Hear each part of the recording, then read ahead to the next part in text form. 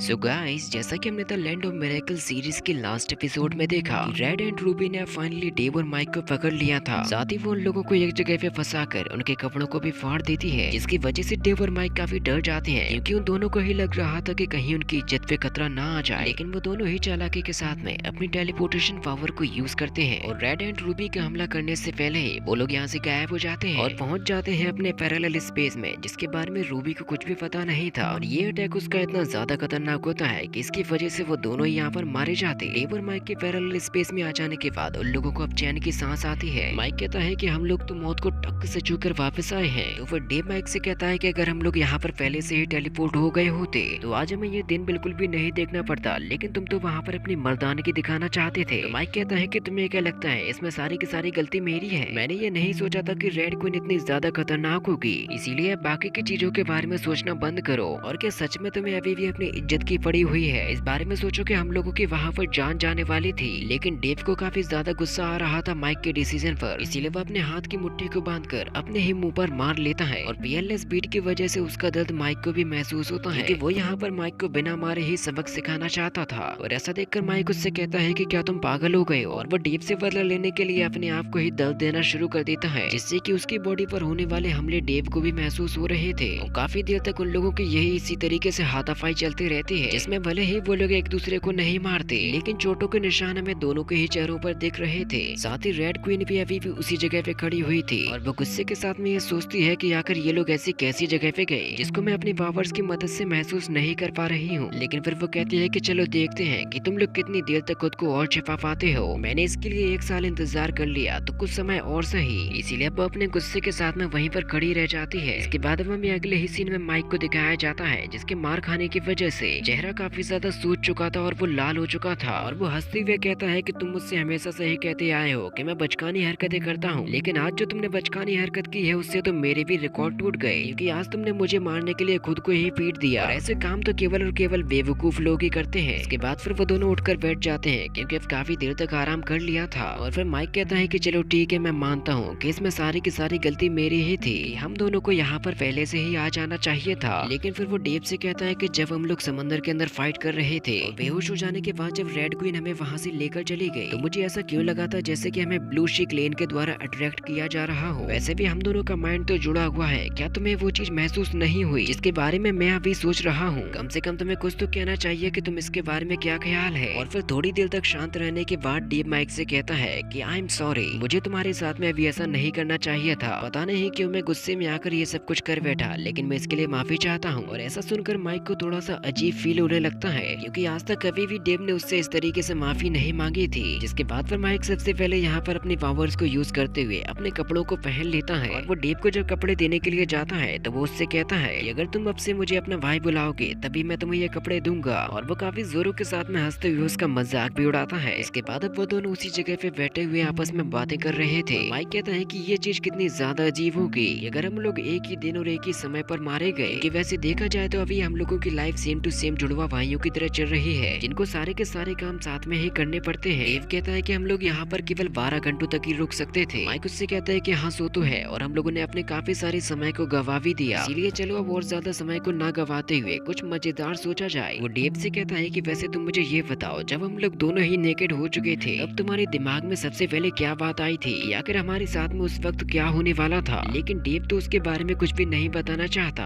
Mic कहता है कि ठीक है, जब तुम नहीं बताना चाहते तो मत बताओ। और फिर थोड़ी देर तक सोचने के बाद डेव उससे कहता है कि हम दोनों को ही अपने अपने शरीर अपने माता पिता से प्राप्त हुए, और हमारे मैजिक डोमेन में ये ट्रेडिशन है, हम लोग कभी भी अपने शरीर को किसी दूसरे बंदे को नहीं देखने देते, फिर चाहे वो कितना भी खास क्यों ना हो। और हमारे यहाँ के नियमों के हिसाब से अगर कोई भी मुझे नेकेड देख लेता, मुझे उससे शादी करनी पड़ेगी जिसने मेरी बॉडी को देखा है। और इस बात को सुनकर माइक के तो होश ही उड़ जाते हैं कि आखिर तुम ये क्या कह रहे हो? शादी करने के बारे में मैं आकर कैसे ही सोच सकता हूँ? डेव से कहता है कि सपोज करो अगर मैं एक लड़के की जगह पे लड़की होता तो तुम नियमों के नाम पे मुझसे जबरदस्ती शादी कर लेते। और इस बारे में सोच सोच कर ही माइक को बहुत ही ज्यादा हंसी आ रही थी, इसीलिए वो डेव के पास में जाकर उससे कहता है कि जरा इसके बारे में एक बार सोच कर तो देखो, क्योंकि तुम्हें नेकेड देखने वाला पहला बंदा मैं नहीं था, बल्कि वो तो थी 1000 साल की रेड क्वीन रूबी। इसीलिए मेरे ख्याल से अब तो तुम्हें उससे ही शादी करनी पड़ेगी। और वो इस बारे में सोच सोच कर ही जोरों के साथ में हंसने लग जाता है। और वो डेव से कहता है कि तुम आकर उसको समझाओगे कैसे? तुम उससे शादी क्यों करना चाहते हो? मुझे तो लगता है कि उससे पहले वो तुमको खत्म ही कर देगी। मिलेगी। लेकिन चलो सपोज करते हैं कि अगर तुमने इन सारी चीजों के बाद भी उससे शादी कर ली, क्या तुम्हारे बच्चे भी उन सोलविंग आंट्स की तरह होंगे? ये कितनी ज्यादा मजेदार बात है कि तुम्हारे पास में तो कलर सिलेक्शन के भी ऑप्शंस होंगे कि तुम तो जिस कलर का चाहो उस कलर का बच्चा पैदा कर सकते हो। और इन बातों से अब गुस्से में आकर डेव कहता है कि अगर तुमने बड़बड़ाना बंद नहीं किया, अपनी ही बॉडी में खुद को आग लगा के जला लूंगा। माइक उससे कहता है कि भाई मैंने तो केवल सोचने के लिए कहा था, कहीं तुम इसके बारे में सपने तो नहीं देखने लगे। और वो उसका मजाक उड़ाते हुए अभी भी हंसे ही जा रहा था। थोड़ी देर बाद डेव उससे कहता है कि चलो वक्त हो चुका है, कि वैसे भी अब हमें यहाँ पर बैठे हुए 12 घंटे होने वाले हैं। माइक उससे कहता है कि वैसे तो मुझे लगता है कि हम लोग यहाँ पर जितने ज्यादा देर तक रहेंगे मुझे तो वैसे उतना ही ज्यादा मजा आएगा। इसीलिए मुझे लगता है कि अभी हम लोगों के पास में जितना भी समय यहाँ पर रुकने के लिए है, तब तक हमें अपने कल्टीवेशन को और मजबूत बनाना चाहिए। इस बारे में तो तुम जानते ही हो कि अभी हम लोग इतनी पावर से रूबी को हराने में पूरी तरीके से नाकाम है। इसीलिए वो दोनों ही वहीं पर अपना कल्टीवेशन को करने लग जाते हैं। इसके बाद अब हमें ओशन क्लेन का सीन दिखाया जाता है, जहाँ पर हम देखते हैं लू युआन और ग्रीन गर्ल को। लू युआन को उसके डिवाइन बीड की वजह से डेव और माइक के बारे में सब कुछ पता चल चुका था कि उन लोगों के साथ में क्या क्या हुआ। इसीलिए वो ग्रीन गर्ल से कहता है कि उन दोनों की ही जान खतरे में है, हमें सबसे पहले जाकर यहाँ से ग्रेट एल्डर को ढूंढना होगा। लू युआन और ग्रीन गर्ल दोनों ही ये तीनों ही सबसे बड़े एल्डर्स के पास में पहुंच जाते हैं। लू युआन कहता है कि एल्डर एक बुरी खबर है, क्योंकि डेव और माइक उन दोनों की ही जान खतरे में आ चुकी है। तो ग्रेट एल्डर कहते हैं कि चलो ये तो सही समय आ चुका है, क्योंकि हमने सेंस किया कि हमारे मून गॉड अपने कल्टीवेशन लेवल को ब्रेक थ्रू कर चुके हैं, और हम लोग अभी इसी बारे में तो बात कर रहे थे। लेडी एल्डर कहते हैं कि वैसे अभी तक रेड क्वीन रूबी उन दोनों के पीछे क्यों पड़ी हुई है। लू युआन उनको बताता है कि अभी वो डेजर्टेड आइलैंड पर मौजूद है, जहाँ से डेव और माइक दोनों ही गायब होकर अपने पैरेलल स्पेस में जा चुके हैं, जहाँ पर उनकी जान बच सकी। तो तीनों ही एल्डर्स यहाँ से रेड क्वीन रूबी की तरफ चले जाते हैं, जिसके बाद फिर हमें डेव और माइक को भी पीएलएस बीड की मदद से कल्टीवेशन करते हुए दिखाया जाता है, ताकि वो लोग आने वाले खतरों का सामना कर सके। और इसी के साथ में यह एपिसोड भी यहीं पर खत्म हो जाता है।